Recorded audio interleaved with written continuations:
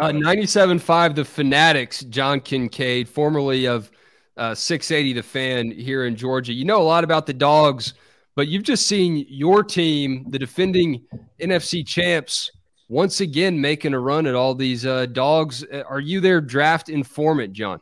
I think that what I was is, Wes, and say hello to the guys too. Good to be with you guys. I was the sleeper cell, and I can say it now because it's been exposed. Is first of all, I weaseled my way into doing a show with Buck Bellew for 20 years. So that way I would have A-list access in the Butts-Mehre building, doing shows from the coach's office and things like that.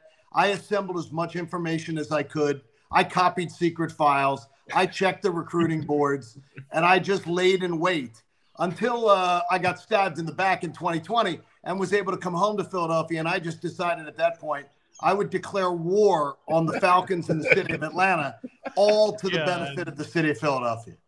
All right. So good. I'm glad you're on here, man.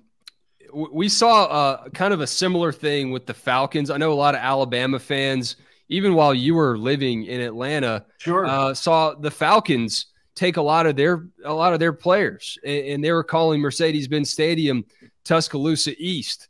Unfortunately, they never got the payoff there. I'm thinking that a lot of these Dogs fans that haven't had a lot to root for when it comes to the Falcons in the last 50 years, I guess. Yeah, pretty much before you were born. Yes. Yeah. Sums it up. And since I was born. Exactly. They're seeing the Eagles take all these Dogs, and I'm seeing left and right people saying, I want to be an Eagles fan. And it's not just anybody, man. These are some deep South Georgia Dogs fans that are saying, screw the Falcons, man. I'm ready to be an Eagle. Well, I think what the idea is that everybody loves a winner, as everybody in Athens knows right now. And there were so many years where the Dogs were knocking on the door and had their opportunity to have great success. And then it finally came together for Kirby Smart in the last couple of years. And I'm so happy for the Georgia fans. And I root for them. They are the program I root for, other than my Temple Owls, who I don't think are ever going to meet them in the title game. I don't know this expanded playoff, man.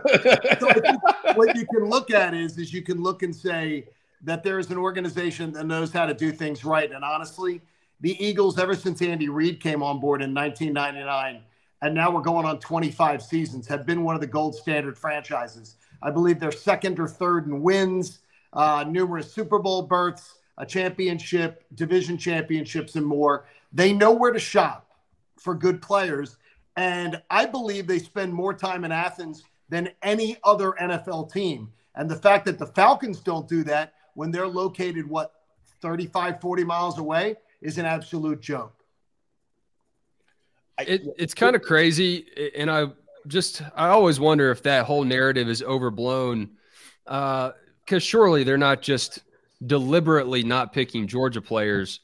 It's just the strategy is so questionable when the guy on the screen right now, if you're listening to this podcast on a replay, it's Jalen Carter. How often, how many more times, and how many more draft classes can the Falcons overthink things or think their way out of things? Well, they go and they look. Howie Roseman has a NFC Championship club with Jalen Hurts and A.J. Brown and Devontae Smith, now DeAndre Swift. And he has a running back room that I think is counting against the cap this year, like $2.7 or $2.8 million. The Falcons say, you know what? We need a running back. That's what we're going to do in the top 10, even though that's a strategy that has never paid off. If the Eagles had taken Bijan Robinson, I would have understood it. For the Falcons, I don't understand it. And I really believe it's that good organizations do things the right way. They build along the lines of scrimmage. And everybody in Philadelphia here knows they'll find their quality, toys when they need to. But the lines of scrimmage, especially offensive line, defensive pass rushers especially, are always going to be the priority. John, I wanted to ask you, because this thought crossed my mind as well. I don't think it's a bad strategy to jump on with a team that has a rapidly expanding fan base that already had a huge fan base. You're going to convert a lot of people who are going to be Eagles fans who maybe didn't care necessarily about NFL football before or want to abandon the Falcons. Well, Jake, I think we're going to try to do is we're going to actually try to collaborate with the folks at Atlanta Sports Trips, and I work with the folks here at Philly Sports Trips on actually trying to come up with a trip for some people who are Dogs fans during a bye week to come and see the Philadelphia Dogs, up here and everything. But I got to ask your panel a question here, though. If you guys really want on board, there are a few questions that need to be asked. Okay, and answer. Raise your hand to answer. What is the only true extra you would ever put on a Philly cheesesteak? Yes, Jake. Go for it, Roos. Whiz. No, Whiz would be one of the. Oh, it just comes with it. That just comes with it. Extra, I would say so. Onions, then. Yes, fried onions is the only. Correct. What about any of the fugazi, as we call it up here? Any of these cheesesteaks that you get at like a chain restaurant? I want it with. I want it with and onions. Yeah, that's a great one. You go now. A cheesesteak with. You don't have to say onions though. No, I got to learn. Cheesesteak with. That's all. The wit is the onions. All right. All right. How does an Eagles fan greet another fan they see wearing Eagles green or gear anywhere in the country? If they see them, how do they greet them? Wes? They punch them in the jaw and then give them a hug. No. It's they say "Go Birds." Okay. So "Go Birds" is the Roll Tide. Yeah. Is the War Eagle, but in Philadelphia, "Go Birds." My wife has just been I had to drag her up here. She loves it up here. But she couldn't get into the "Go Birds" thing. And then like the 70-year-old woman checking her out at Walmart saying "Go Birds," you got to get used to it. It's a vernacular. And the last one, who gives out the biggest hits in Philadelphia sports history? Yep. Brian Dawkins. Yes, Brian Dawkins, or I also would have accepted Spencer Strider as an answer. I would have also accepted that one. We really like Spencer here. All right, look, we're drawing. There's a line of demarcation on the Eagles. Okay, we're not going Phillies. John. You guys are all right though. I'd say you passed. I welcome you all on board. You are all on board the bandwagon. It's a great organization, and I think we're going to take great care of the Dogs, and we're excited about all the talent that's come in from them. I want to ask though, John. I've heard to speak nothing of the sports. I've heard that really the roast pork sandwich with the broccoli rabe is actually the sleeper sandwich. It's fantastic. I mean, it is a fantastic thing. You can go to Nick's for that, or you can go to John. There's so many places you can get a great sandwich like that. That is a sleeper. But the one thing I tell you is that I believe the Eagles took the one thing about jumping on board for all the Dogs fans is the Eagles were great last year, and they now have all these young Dog players who are going to replace and ascend to some of the positions of the veteran players who will leave. Fletcher Cox, Brandon Graham ending out their Eagles tenure probably this year, 1 year left on their deals.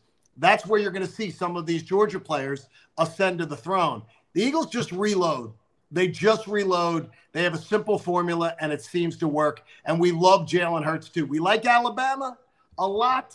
Alabama we really like a lot, but we are absolutely dating the Dogs. And I'll say this, too. One of the things that I think the Eagles did, probably one of the best moves they made is, Georgia fans are down on Keely Ringo and the senior and this past season and how he's kind of up and down. That's fine, whatever. But you don't see a guy with traits, 6'2", 200 pounds, 4.3 speed, drafted that late. The guy with traits usually goes early over the guy that's maybe a better football player, but you're worried about whether he can hang athletically.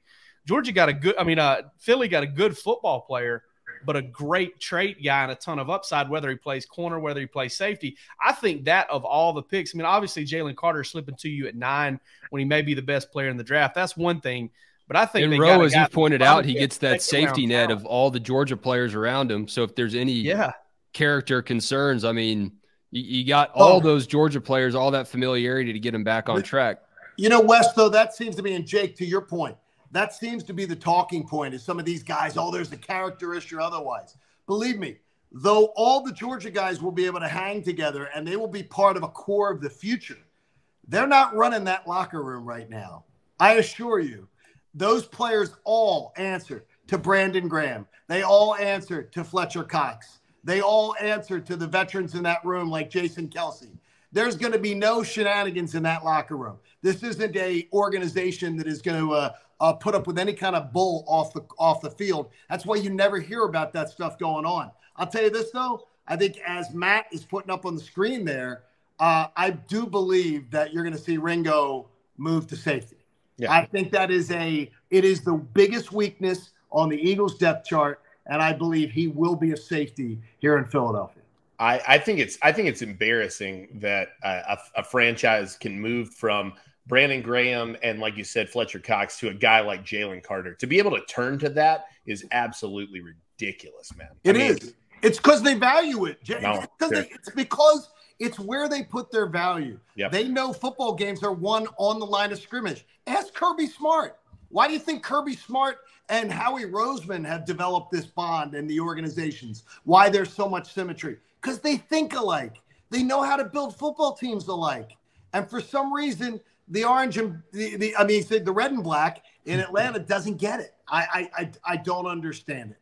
And I'll never understand it. And I never understood it in my 20+ years in Atlanta. They don't make luxury picks. They make building picks. Is basically what it comes down to. Yeah. They find it. They look at the depth chart 3 years out, and Howie always speaks to it. It's 3 years out. It's 2 years out. It's forward thinking. I got into a little debate with Nick Cellini from 680 The Fan, who I used to work with today on Twitter, about the fact is he was like, well, Jordan Davis didn't really make an impact last year, and either did Nakobe Dean.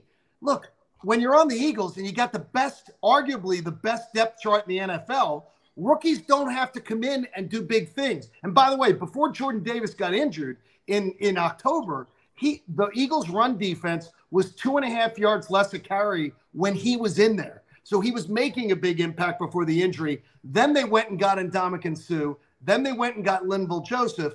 And they promised both of those veterans, when they had to cover for him being out a month, they had to promise these guys that they were going to play throughout the course of the year. So Jordan was just learning and plugging in where he could. The Eagles are very confident in him, and they let the 2 veteran linebackers go that were ahead of Nakobe Dean on the depth chart. So they are obviously very, very confident in what they think they have in Nakobe Dean. Yeah, I know Sirianni loves Nakobe Dean. You learned that last draft classes too, or last NFL draft. Kincaid, we'll let you go, man. Scissors.